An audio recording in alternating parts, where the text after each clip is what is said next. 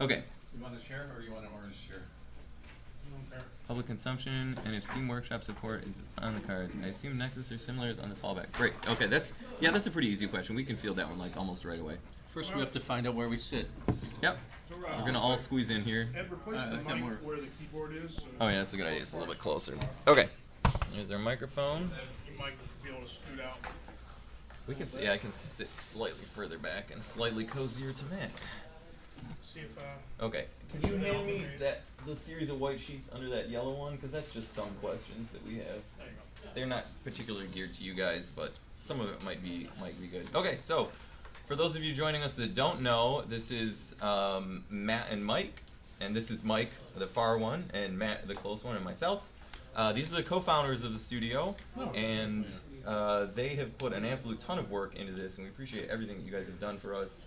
Matt usually works remotely, but he came down for the launch of the game to work with us in studio to put out all the last-minute fires and just make sure that everything went as smoothly as possible. Dominic got us started. Dominic White is from Rock Paper Shotgun. He did the interview for Rock Paper Shotgun, and his first question was about the editor. So I want to field that question before we get too far along, because this is the one that we get asked almost all the time. His question is, my big one is, if you have any idea when the level editor will be ready for public consumption, and if Steam Workshop support is in on the cards. I assume Nexus or similar is the fallback. Any good GOG folks otherwise? So, do you guys have any? I haven't even asked you guys this. What are we looking at for the timeline on the editor? Well, there's various degrees of releasing it. One is we could probably release it now, which would be a bad idea. Yeah. And the community would figure out the documentation. We have some of our own documentation. I think Dan Wentz, when he started, created documentation for it just as a way of remembering all the information that he was absorbing. That's probably a very good start. I would think if we spent a couple hours on it, we would have half-decent documentation. And then there's the technical side of like converting a level. So you create the level, and that's a somewhat involved technical process. And then you convert the level to go into the game. I actually don't know how that works because I only know how to do that into Unity. But it's an automated process. It's very easy. Yeah, you just there's just an export in the menu, and it writes out a file, and then you load up the game, and there it is. So we haven't tested that a lot. We've done several test levels. It works on all of our test levels. We can't say it's going to work on every level. That's one of the things we probably need to spend some time on before we release it. And if you guys missed it earlier today in the stream, Mike was on working with the editor. So was Luke.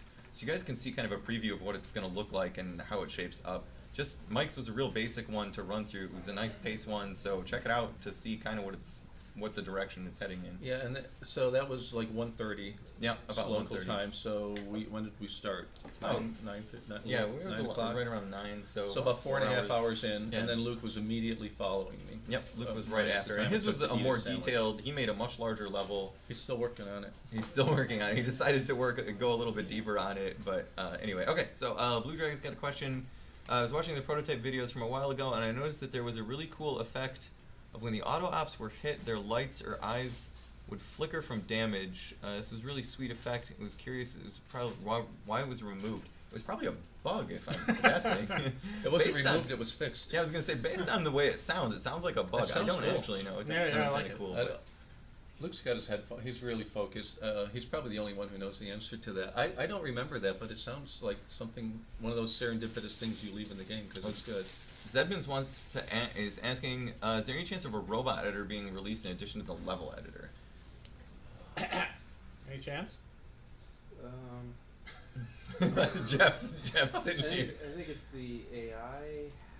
The AI is kind of the issue. We can only use the existing AI. You would assign it to. I would think you would assign it to existing AI. Yeah. There is a limited chance. What about doing the 3D model? That's what I thought. Yeah. Is that? Well, I plan on being able to do some sort of asset bundle support. So in theory, they should be able to bring in 3D meshes and stuff. So you could actually create that in Unity, right? Yeah. In the Unity editor. Yeah, I think that's fairly possible that could happen.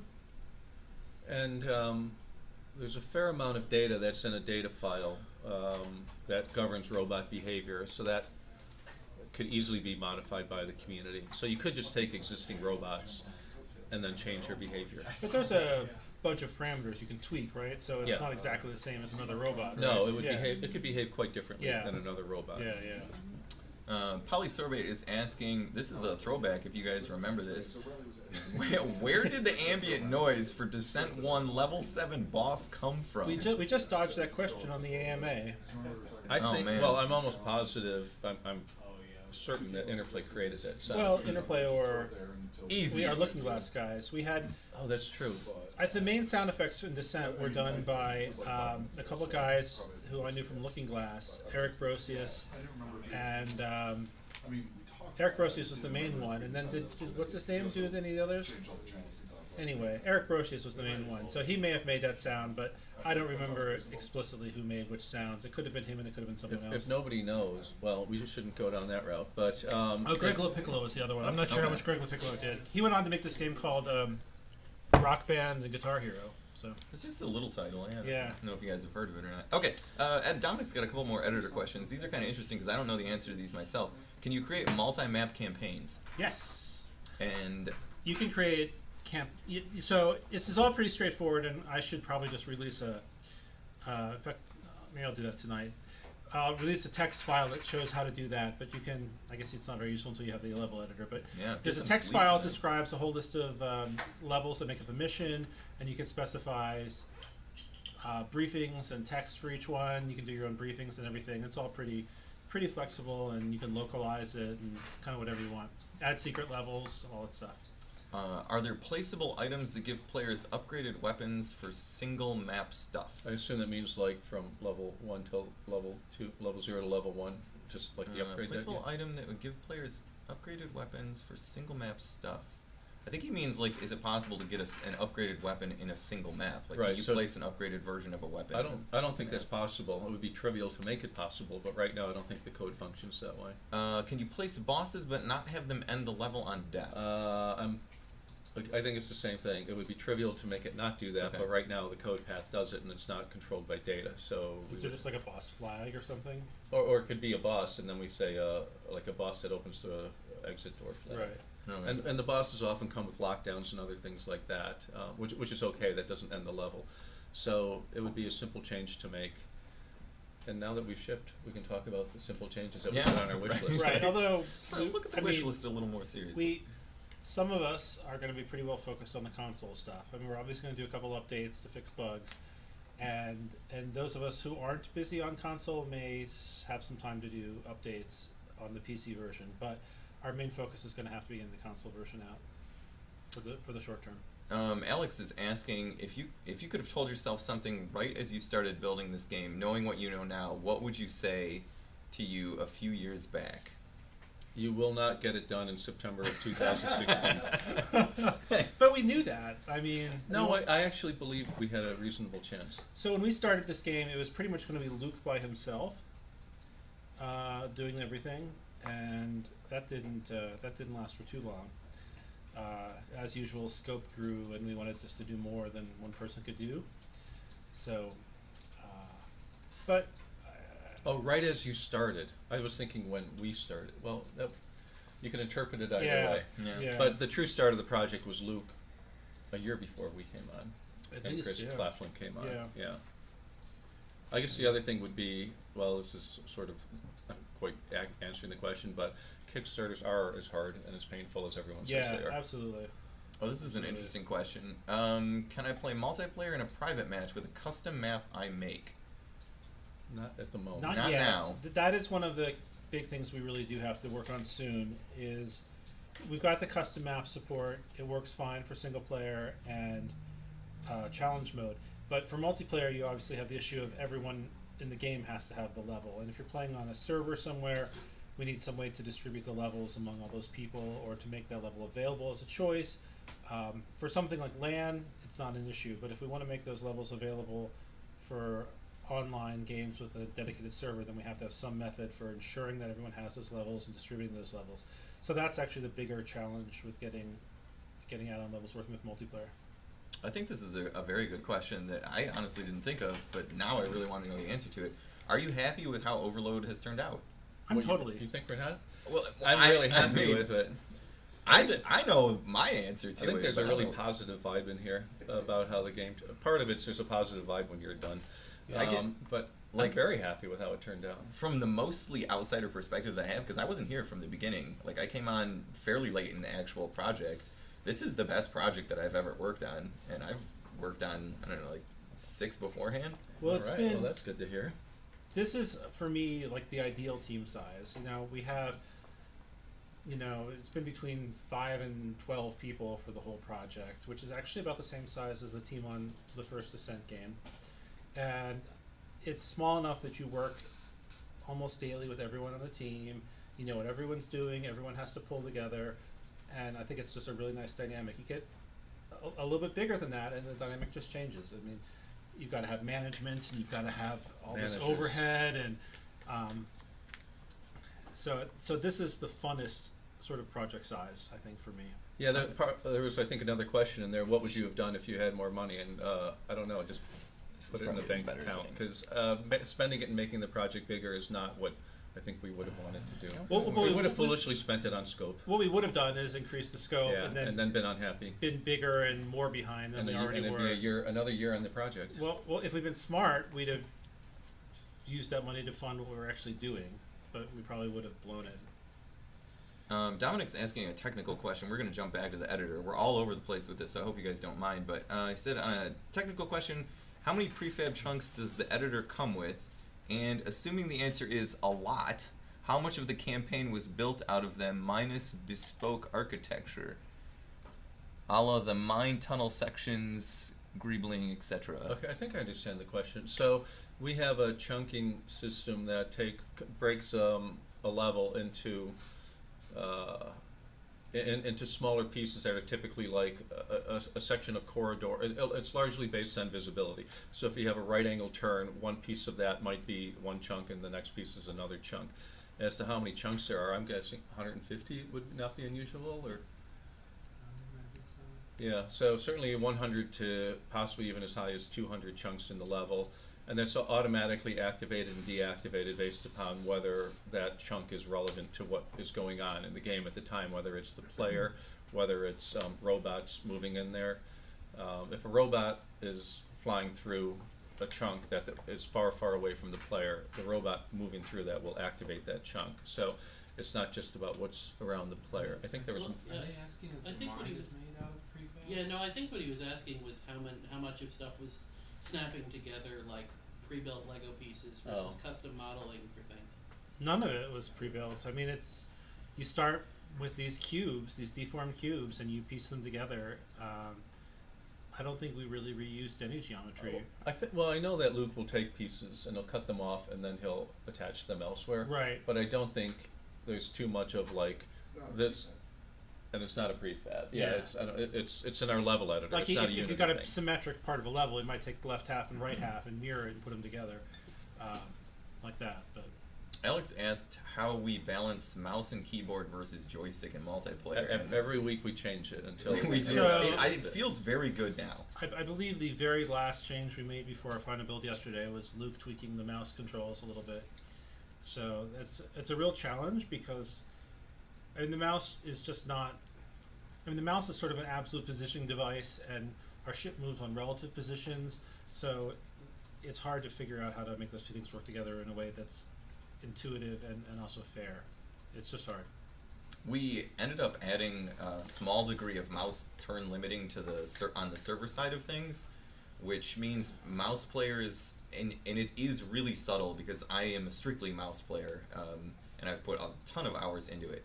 Mouse players have a really big advantage in turn speed versus joysticks and controllers. Especially controllers, yeah. Yeah, and controllers. But by limiting the turn speed just very slightly, it doesn't even really... I mean, it does limit it, but it really just knocks off the top of the curve more than anything else. When you look at the speed of somebody as they run their mouse across a mouse pad, it draws kind of like a curve as they start and go back. But if you just picture knocking the top of that, and it's not like the middle of it, it's like much closer to the top. And it makes it so that your max speed is, a certain level, and that keeps it a lot more fair across the board. Luke plays almost exclusively on joystick, and in the office, we're pretty similar skill-wise. Back and forth, we would play, and most recently, we've probably got it dialed in so that he and I stand toe to toe. He's on his joystick, I'm on my mouse. We both feel pretty comfortable with things. So it was really difficult, but I from a QA standpoint, like where we ended up with everything. So it feels good. And the thing is, some people might not like it, but there are a ton of settings to find your magic spot in there. You might want to try turning your limiting to something more severe. You might want to try turning your sensitivity up to get to that top of that peak a little bit quicker. Whatever it is, you're probably going to be able to find something that's comfortable for you. And most of all, we want it to be fair too. You know, like you don't want just mouse and keyboard people endlessly dominating everything and joystick people being left behind. So I think it feels very good right now. Hey, did you just say you were even skill-wise? I was waiting for that. Dude, well, I said like even. You don't think we're even skill-wise? Oh, we know it's coming next. Not in the 1v1s. What, Luke versus me? Yeah, well, especially not now. You don't want to take this challenge. Alright, whatever, man. We can settle this later on. I'm fine with that. I know that James used to dominate me all the time, and now we're even, so that makes me feel a little bit better, but that's unrelated. Alright, next question. I want to ask you guys some questions that so far we haven't... Oh, here, well, you know what? Forget it. We'll just answer more questions from Alex. What is something you learned from your players during the production cycle? Man, so much. I know the answer to that already. Like, I'm almost coming up blank because there was so much. Every time we dropped a build, we would spend many hours processing the feedback from it. I know we iterated challenge mode way more than we ever planned to as a result of the feedback. A lot of it wasn't like how to overhaul the game. It was just, this robot's too hard, this is unfair, the spawns in front of me are, the success of my round is determined by a few small things, which is not really what you want. Like I had 150 shield and then this bad thing happened, I all of a sudden went to 0. So I think they really helped us, and they were able to play at a higher skill level than most of us. We couldn't balance Insane or Insane Plus on our own. So that's one thing that stands out for me. There's a question here about joysticks. I do in fact have a Wingman Extreme in my office, which does work. And I haven't heard that issue before about the dead zone, but if that's an issue, by all means email us and let us know.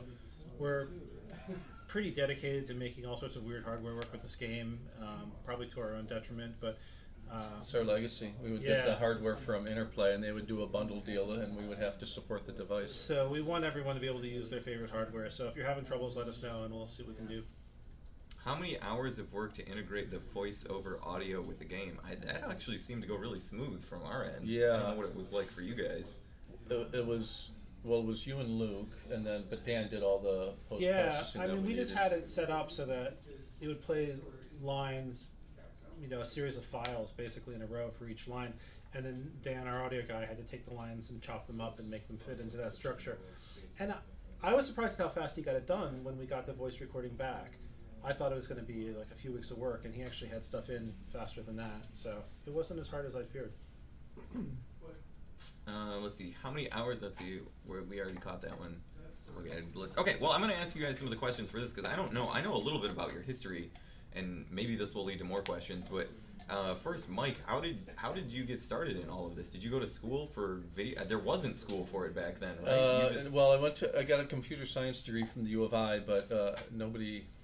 You didn't learn to make games back then.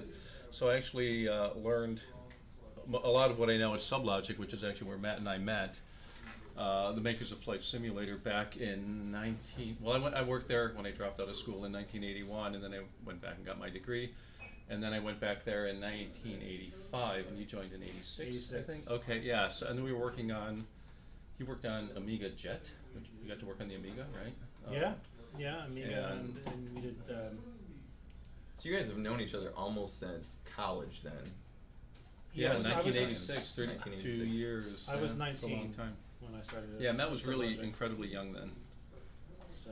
And so we worked on Atari ST Flight Simulator. That was pretty cool. 68,000. Yep.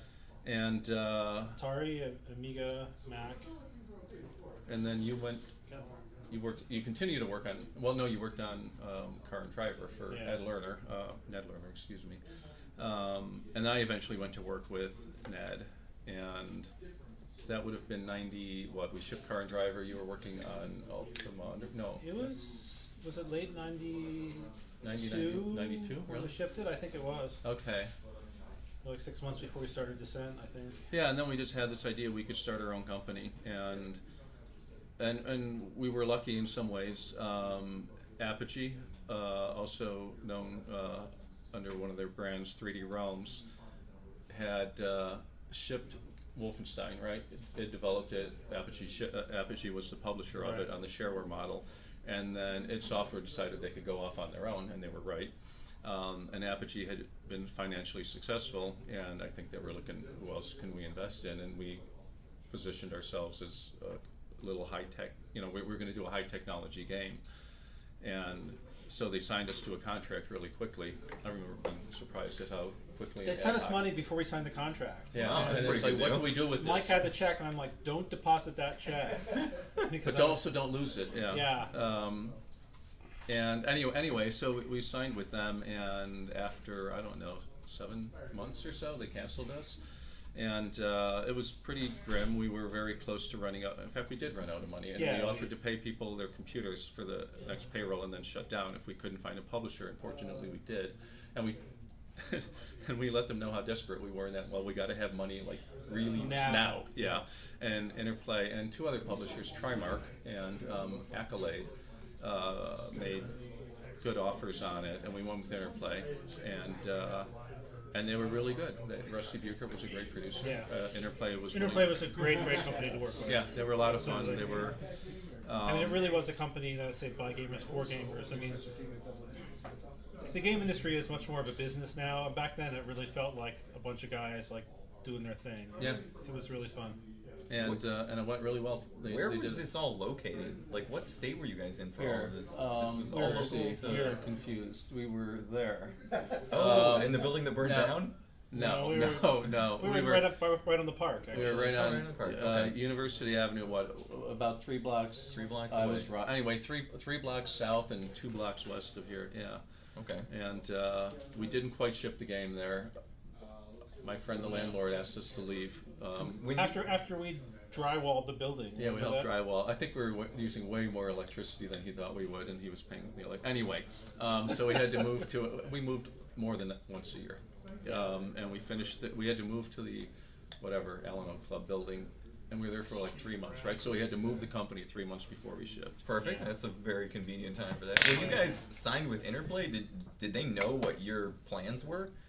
Did you come to them and say, "Hey, this is what we want to build"? Yeah, Or was we it- had the game pretty far along. We basically made a video demo.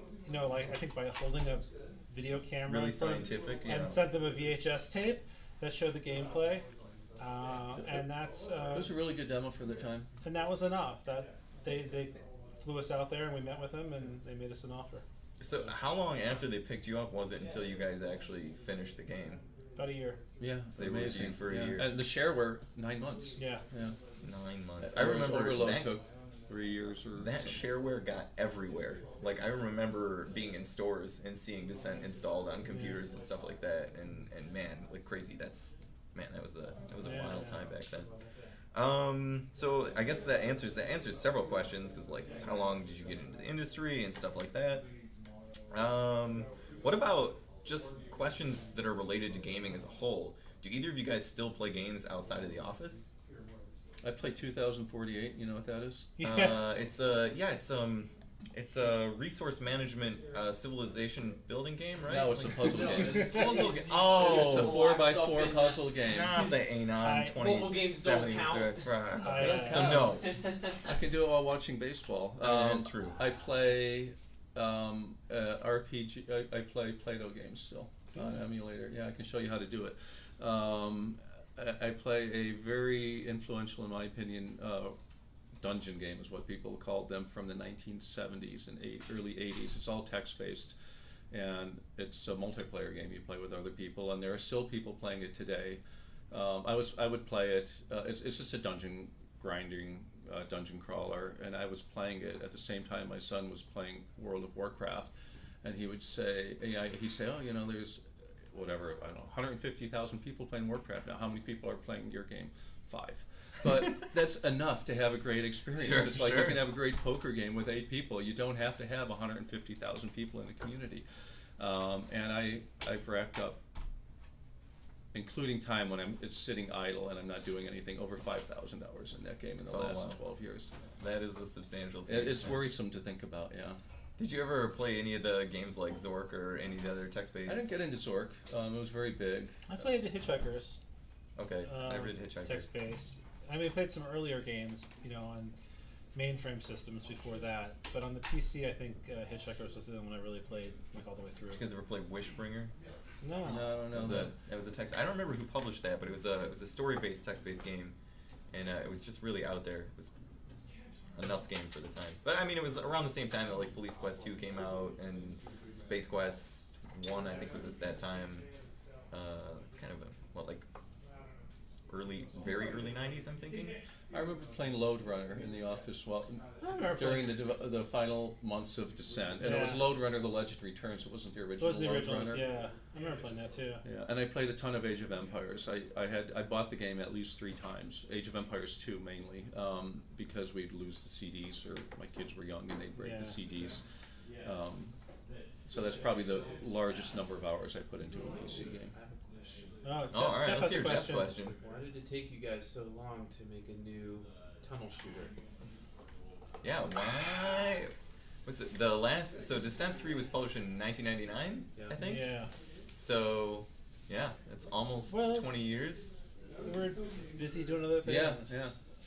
Yeah. So we each had a company, and then Mike had a lot of golf to play, and then That was many years later. Those things occurred one after the other. Company, then golf, right? Yeah. and I had a job, and it just It never occurred to me that it would be a viable thing to do after years later. I mean, 5, 7, 10 years later. It always sounded like a fun thing to do, but I guess we didn't really see a way to make it happen. And then the time was just right at some point. I was ready to move on from my job, and Luke was available, and Mike was. I'd been retired for 4 years. I thought I'd retire through the summer, and then when it got cold, I'd find something to do, and it actually took 4 years. And then, so it's like, this seems like I don't want to go to work for someone else because I haven't programmed in 15 years. So, yeah. What was that like, going from, being out of the loop programming-wise to having to pick it all back? It was again? hard. It was hard? Yeah. And I mean, when I last programmed, it was C. It wasn't even C++. Sure. And it was like classes and whatever and this and that and the other thing. And it's like, and there's so much stuff. I mean, every programmer knows there's so much stuff you have to keep sorted in your head. And I just couldn't. It's like I had lost skills. Sure. And I would take a ton of notes. I would write stuff down. Like.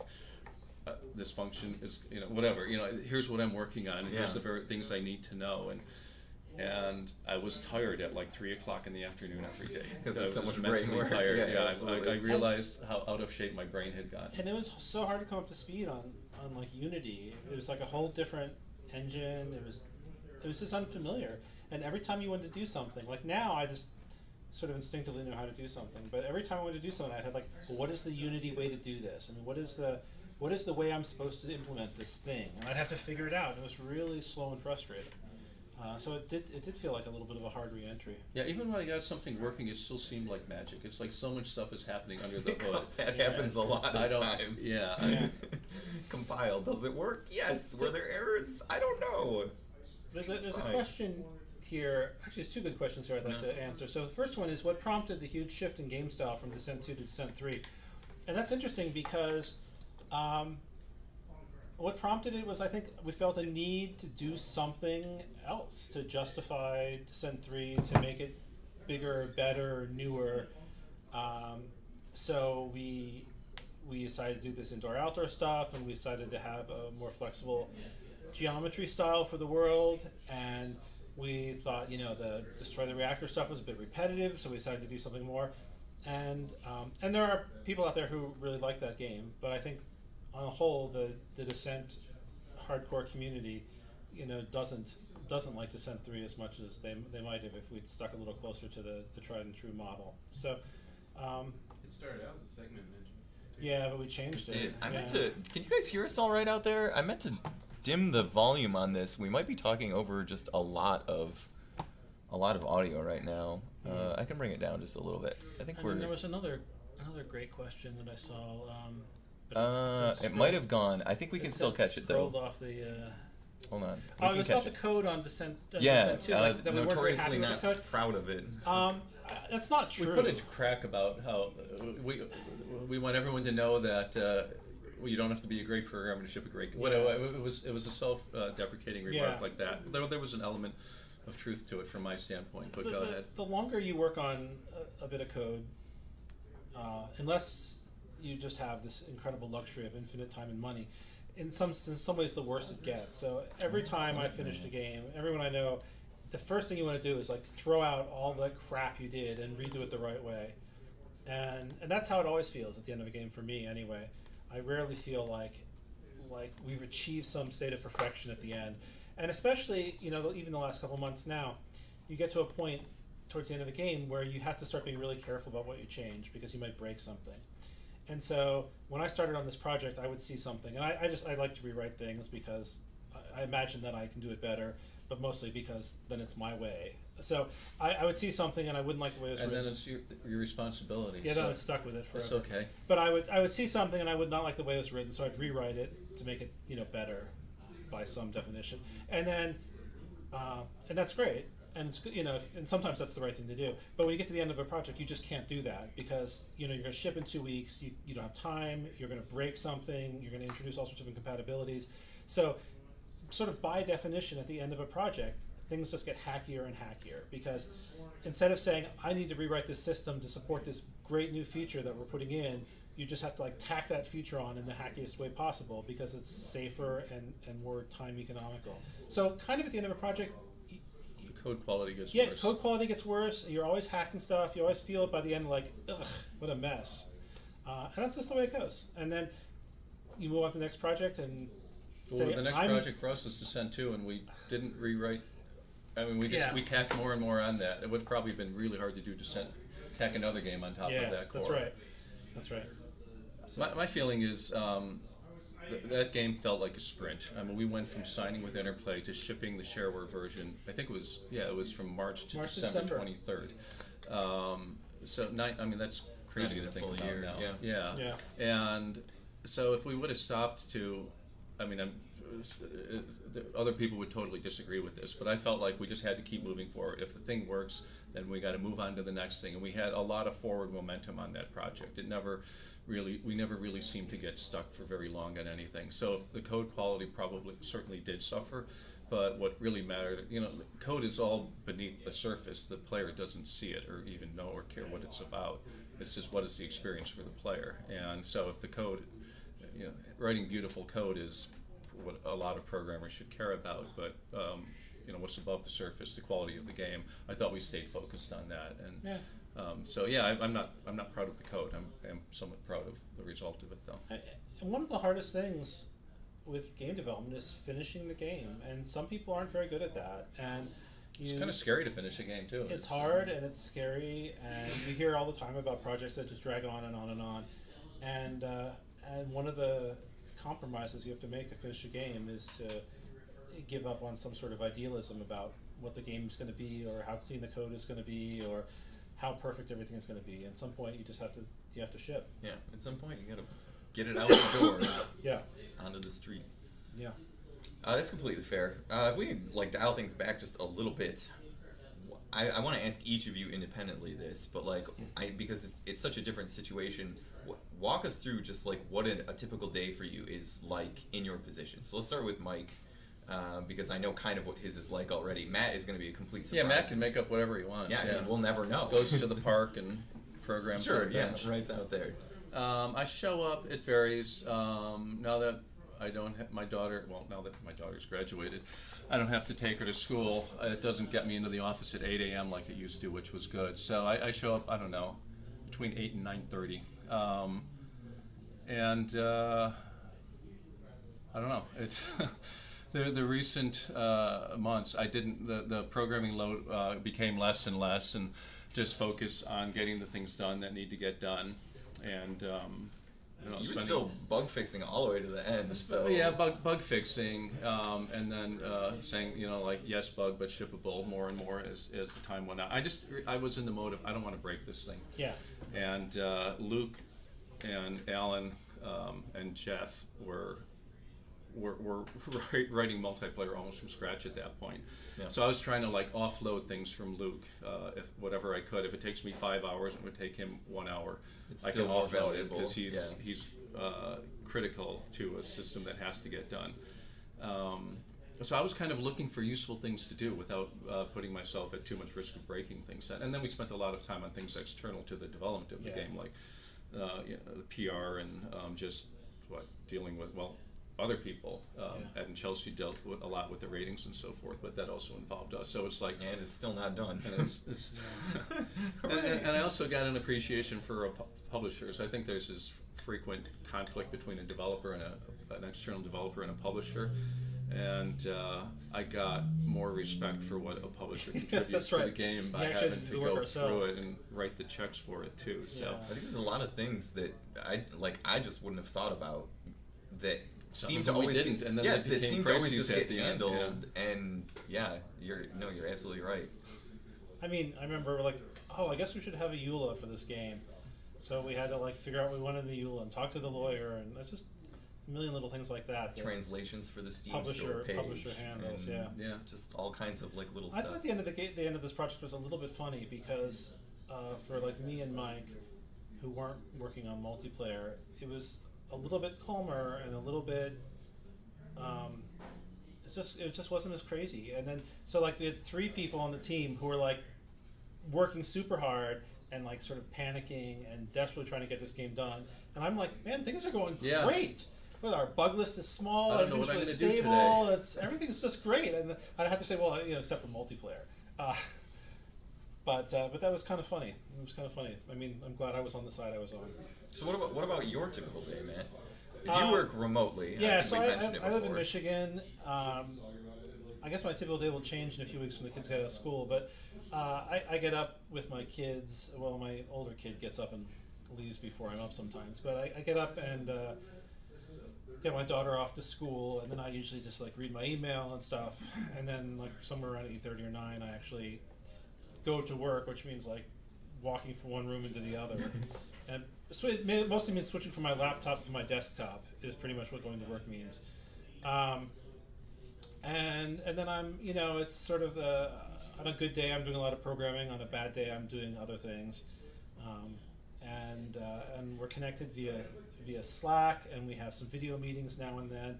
So there's pretty much, some days especially, a pretty steady conversation going on between a lot of members of the team, especially when we had a real QA department and we had testers. There was a lot of back and forth on bugs or features and fixing things, whatever. And occasionally there's a business thing, or we have a regular meeting, or Mike and I have to talk to somebody or whatever, and we'll do that. But mostly I'm just sitting there programming and doing my thing. And you came down several times. I mean, before I was on the project, I don't know, but this isn't the first time that Matt's been down like actual in the studio. So he's been here before locally, which is always a refreshing thing to see. Yeah, I'm down like every 3 or 4 months or something. I come down, so which is great. It's great to be here. It's a lot of fun. Yeah, I think having people together in the same room, and in our case, well, I guess we sort of have 2 rooms, but you can yell and anybody can hear you, or just talk loudly. But so that's the best way to do development. I think it's the most synergistic. But so Matt and I worked remotely from each other in the early 90s, right? And initially, maybe a 9600 baud modem. I don't remember. Yeah. Oh, geez. We each had one phone line, so if we had to talk to each other and then we had to send a file, we'd have to hang up and call the other person, and his modem would answer, right? Yeah. And so it was a direct file and our long distance bills were like $300 a month. It was crazy, yeah. So multiply that by at least 2 for now, and now it's like it almost feels like you're in the same room with it's pretty easy. High quality video, Slack, and just high speed internet. I mean, our files, I don't know what we'd send, 20,000 bytes, and it would take whatever. It took a while, and now stuff goes back and forth so quickly. We weren't sharing things in the same way. Like I would work on something and I would send it to Mike, and then he might work on it. And we'd manually integrate it. Yeah, too. manually. And so now we can literally edit the same document at the same time if we're doing something like Google Docs. And for code, we can each edit code and check it in and out. So it's really much easier than it was back then. What about, is there anything from a previous title that you guys were worried about implementing but thought was really important to get in for fan service? I know this is not necessarily a you guys question, it is kind of a Luke question, but I know that you guys have a sense on this too. There's something like, man, we really need to capture the feel of the game, we really need to capture the sound of it. Like, I don't care how close it is to the original Descent, just as long as we're in a ship.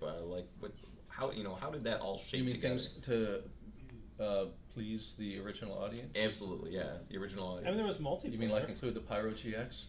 Okay, that's a good example. I Hardware support. I think check. the thing that had to be right was the feeling of flying the ship. I mean, it had agree to with feel. that. It had to feel. I mean, there's a certain feel that came from Descent, and it had to feel like that. Other things. And I know too, players way better than I. We were not even close to that Right. at the early access drop. Yes. And as soon as I picked it up, so Luke had it physics functional when we started, Yeah. and I felt like this is Descent. Do you remember Jeff did that demo? Was that in Unity or? Jeff did a really early demo at some point of like flying around in a tunnel. I think that was in C++ actually. I don't know. I wrote an early engine in C++ that was the same. Yeah, and then Luke worked on it, and from a fairly early time, it felt right. I mean, it got much better, but it felt basically right, and that was key. Alright, that's fair. Keeper MK is saying, you set a milestone with Descent and it has been copied in some cases. What do you think games like Forsaken from 1998 or Sublevel Zero from 2015?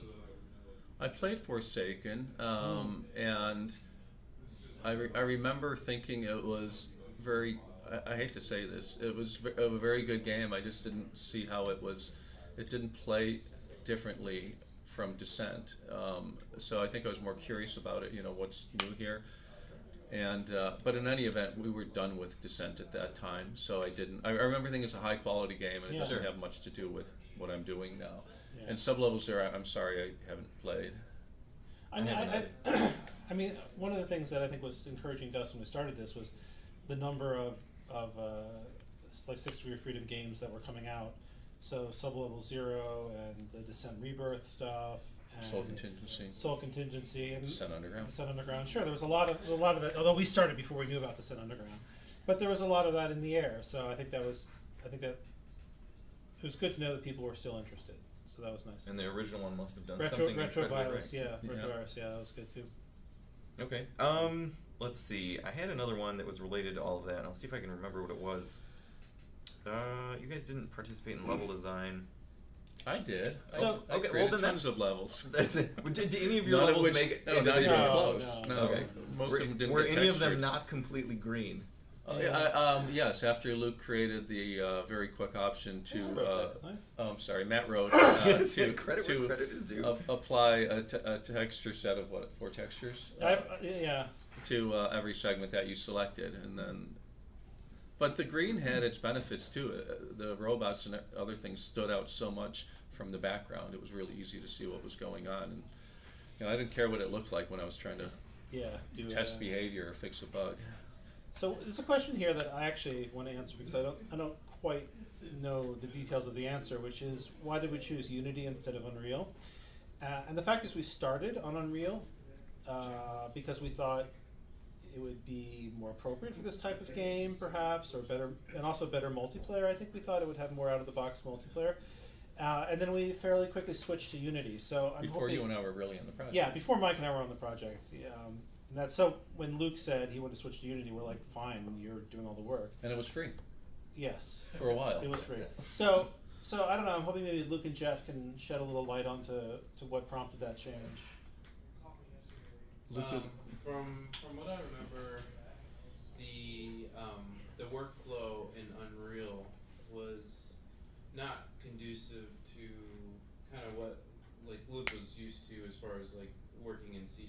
Luke had prior Unity experience with Radiant game stuff, and at the time, Unreal was still pretty new, and there was a lot there, and it seemed like it had a very steep learning curve that I don't think we were necessarily ready to tackle, and I think we thought we could get farther faster with Unity at the time. So ease of use and efficiency.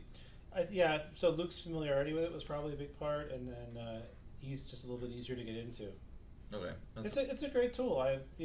Obviously there are problems with anything, and we like to grouse about it, but I've been super pleased with Unity. All right. That wraps up most of the questions that we had from there. If you guys have any other questions for these guys before we wrap up this short segment, then I would suggest getting them in now. There's a question: how did Overload get started? And that was just like Luke on a full-time basis. Yeah, and other we people. actually talked about it for a while. We talked about it, and then I think in 2013 maybe we talked about it. Yeah, and we talked to Luke, and he'd be like, "Well, maybe, or I'm busy, or maybe after this project, or whatever." I think it was when Luke became available, and but so it wasn't about you and you were full-time working. Yeah, I had a full-time job when we started this project. Yeah, I mean, so- I wasn't working on it. Luke was doing that it. email today. It was Yeah. from June 2014 is when. June, yeah. That was when we actually did start. That's no. It was You right wanted before. to talk to have the meeting in your condo, and that was with Adam, me, and Luke Yeah. at your condo. Okay, and we started in September. Luke wasn't available until August. August. Right. Okay. So we started talking. I mean, we talked about it for years and years and years, but this actual project had its genesis, as Jeff was just saying, in about June of 2014. Yeah, Jeff dug up an old email, and So 4 years. Wow, that's a long time. but we didn't. It's not quite that long. We didn't work on We it didn't work on it, continuously. yeah. The project came to a halt. It went on hiatus for what 5-6 months. Yeah, that's right. Yeah. It took several months to get ramped up, and then Luke worked by himself for a while, and then stopped, and then we started up in a big way. 2.5 years ago, really. I like this Yeah. question. It's what's Revival's next game? Yeah. Good question. Good question. I think the real question is there a possibility that you guys would entertain another game after this? Given how this project went, like let's say it's very successful, would you guys be interested in doing something else, not committing to anything fully? I'm just curious. I would like to have a project that doesn't take even half as long as this one took. So shorter project. Yeah, and I You'd be think more we should be interested. able to do a sequel that way. I think there's a lot of technology that can be built upon. I mean, Descent 2 took a year, right? Yeah. And I think that was a good a good amount of scale and changes to the game. So something on that scale. And, well, I mean, our next game is Overload on PlayStation 4 and Xbox. Right? Like, it works, you guys. we do use it. We just have to get it out the door. It's going to take some time. Yeah, we've to confirm, we've had fun working on this project, and I think Mike and I both like programming again and like being really hands-on. So if we can do another project, I think we will. Okay. There were a couple of other questions. Two Gables asking if we're putting light shafts back in. Sorry. I already know the answer to that. No. In 10 years, hardware will be far enough along. So no. And then Lupin asked a question about I'm gonna have to scroll up to catch it, but it was about the sense. I think it was a joystick. Clarify for me.